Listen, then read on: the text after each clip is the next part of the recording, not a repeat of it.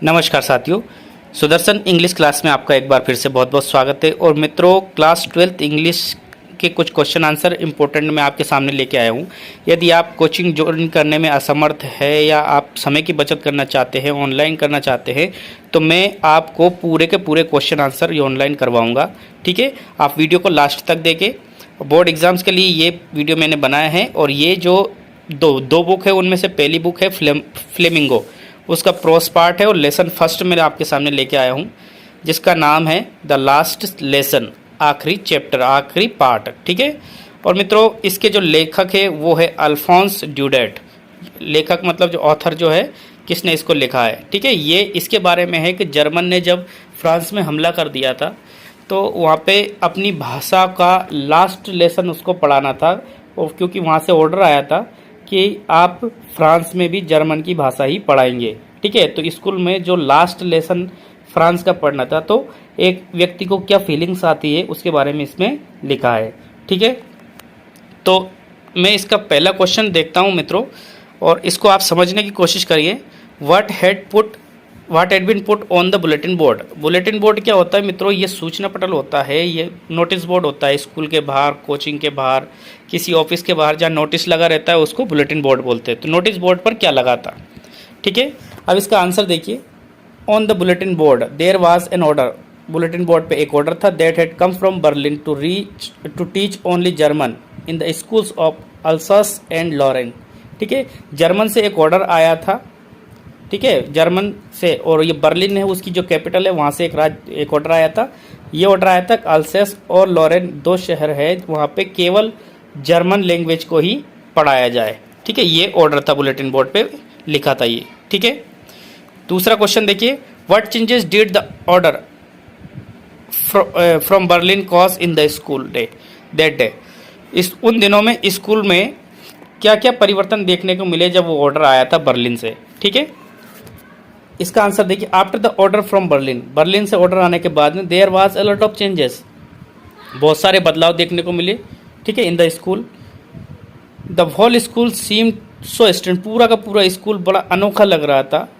ठीक है। And Solan, and अकेलापन लग रहा था उसमें। ऑन द बैक बेंचेस, और जो पीछे की जो बेंचेस थी, देट वर ऑलवेज एम्प्टी, जो हमेशा क्या रहती थी, खाली पड़ी रहती थी। The elderly women village people were sitting quietly like the kids.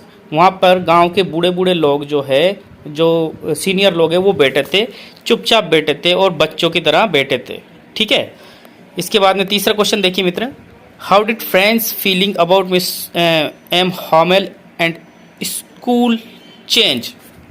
School change हुआ तो स्कूल में, और मिस्टर हॉमेल के बारे में क्या फीलिंग आई फ्रेंच एक स्टूडेंट है, उनके टीचर का नाम है हैमेल, और स्कूल दोनों में क्या क्या उसकी फीलिंग चेंज हो गई थी। ठीक है। तो फीलिंग क्या चेंज हुई थी देखना मित्रों। His books which seemed a nuisance and burden earlier were now old friends. जो पुस्तकें उनको बर्डन लगती थी, बोझ लगती थी और बेकार सी लगती थी, वो अब उसकी ओल्ड फ्रेंड्स हो गई थी। His feeling about mister Hamel also change. Hamel के प्रति उनकी फीलिंग भी क्या हो गई थी, चेंज हो गई थी। He forget all about his ruler and how cranky he was. वो अपने स्कूल में रूलर के बारे में सब कुछ भूल गए थे। ठीक है। रूलर मतलब स्केल, जिससे पिटाई करते, बच्चों को डराते धमकाते, और वो कितने खड़ूस है इस बात को भी वो भूल गया था। ठीक है मित्रों। नेक्स्ट क्वेश्चन देखिए मित्रों। How did miss M Hamel pay a tribute to the French language. French भाषा है, उसको किस प्रकार से श्रद्धांजलि हॉमेल ने दी। वो टीचर थे, उन्होंने किस प्रकार से श्रद्धांजलि दी। ठीक है। इस क्वेश्चन का आंसर देखिए। बड़ा तो होगा मित्रों, क्योंकि छोटे क्वेश्चन के आंसर आप यदि छोटे लिखेंगे तो आपको नंबर नहीं मिलेंगे। क्योंकि यदि आप 2 नंबर का क्वेश्चन भी लिखते हो तो उसमें लगभग आपको 40 वर्ड्स लिखने पड़ेंगे, 40 शब्द लिखने पड़ेंगे। ठीक है। M Hamel declared the French was the most beautiful language of the world. उन्होंने बताया कि जो फ्रेंच भाषा है वो संसार की सबसे खूबसूरत भाषा है। इट वाज द क्लियरेस्ट, ये बिल्कुल स्पष्ट, and the most logical of the languages, सभी भाषाओं में स्पष्ट और लॉजिकल यानी तार्किक भाषा है। He asked the people to guard it among themselves and never forget it. उन्होंने लोगों से कहा कि इसकी रक्षा कीजिए और इसे कभी भी भूलिएगा मत। As long as the people hold fast the language, जब तक लोगों के पास में उनकी खुद की लैंग्वेज रहती है, they have the key to freedom, तब तक वो स्वतंत्र रहते हैं। इसलिए दे मस्ट लव और रेस्पेक्ट देयर ओन लैंग्वेज, इसलिए उनको अपनी लैंग्वेज के रेस्पेक्ट भी करना चाहिए और प्रेम भी करना चाहिए। ठीक है मित्रों, अगला क्वेश्चन देखिए। Can you think one example of history where a conquered people had their language taken away from them or had a language imposed on them? क्या तुम्हें ऐसा लगता है, ऐसे एग्जाम्पल आप बता सकते हो कि किसी देश ने, किसी राज्य ने किसी दूसरे देश पे कब्जा कर लिया हो और उनसे उनकी लैंग्वेज तो छीन ली हो और अपनी लैंग्वेज क्या कर दी हो, उन पे इम्पोज कर दी हो, लागू कर दी हो। ठीक है, तो देखिए आंसर है बिल्कुल सही है। आंसर देखना इसके, तो इसके आंसर में देखो मित्रों, सबसे पहले एग्जाम्पल है Portuguese becoming the lingua franca of एगोंडा, जो पुर्तगाली लैंग्वेज है वो बन गई है फ्रांका एंगोला की जो भाषा है वो पुर्तगाली बन गई है। दूसरा, तुर्किश इम्पोज द कोर्ट्स, तुर्कियों ने अपनी भाषा को कोर्ट्स पे इम्पोज कर दिया।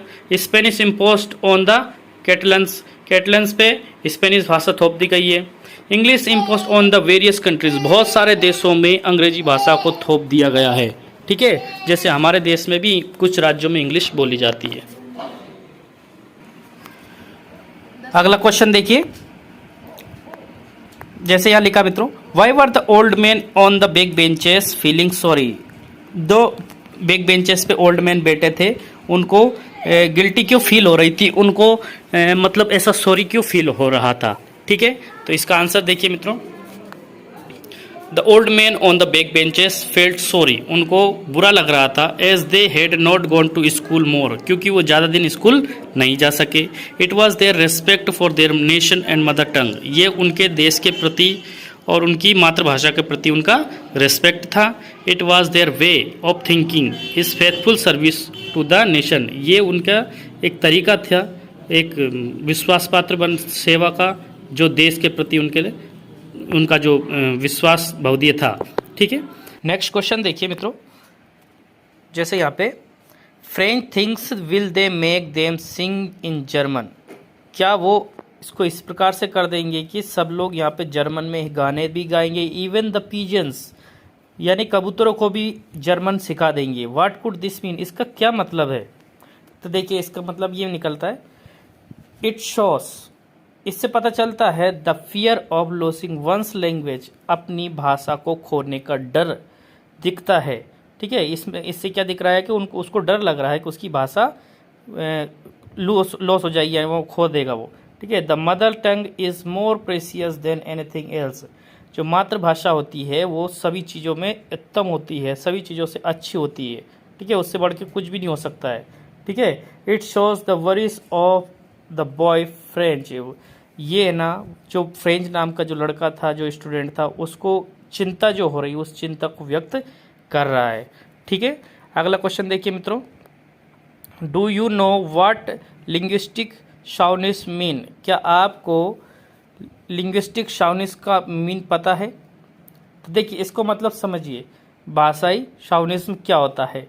Linguistic chauvinism mean fight for one's language, अपनी भाषा के लिए लड़ना। ठीक है, अपनी भाषा को बनाए रखने के लिए लड़ना। It is different than to be proud of one's language, ये अपनी भाषा में जो गर्व करते हैं उससे थोड़ा अलग होता है।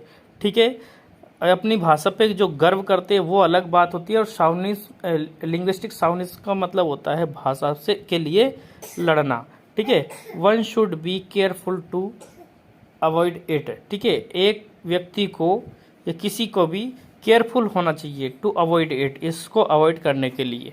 ठीक है, कुछ अदर इम्पोर्टेंट क्वेश्चंस और देख लीजिए मित्रों, ये तो टेक्सचुअल क्वेश्चंस थे और कुछ अच्छे क्वेश्चंस जो छाट के लाए जिनके आने की संभावना है, मैं और बता देता हूँ आपका।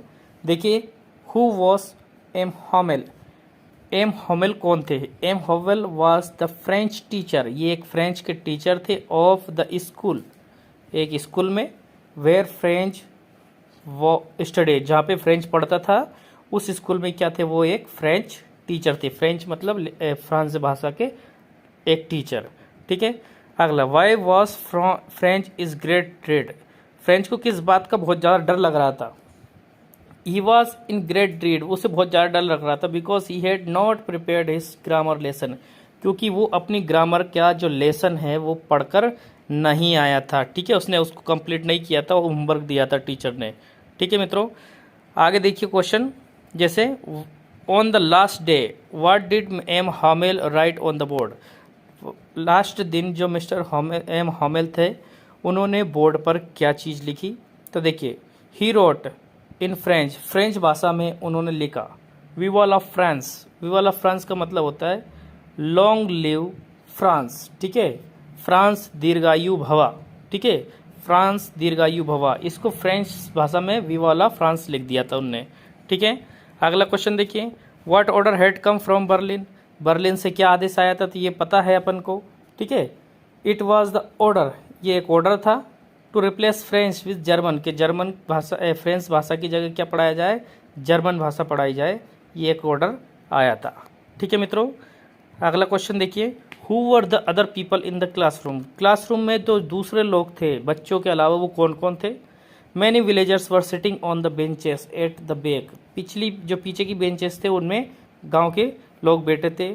फ्रेंच रिकोगनाइज्ड ओल्ड हाउसर, उसमें ओल्ड हाउसर भी था। ठीक है, द फार्मर, किसान भी थे। मेयर भी था, जो अध्यक्ष होता है महापालिका का। फॉर्मर पोस्ट मास्टर भी था।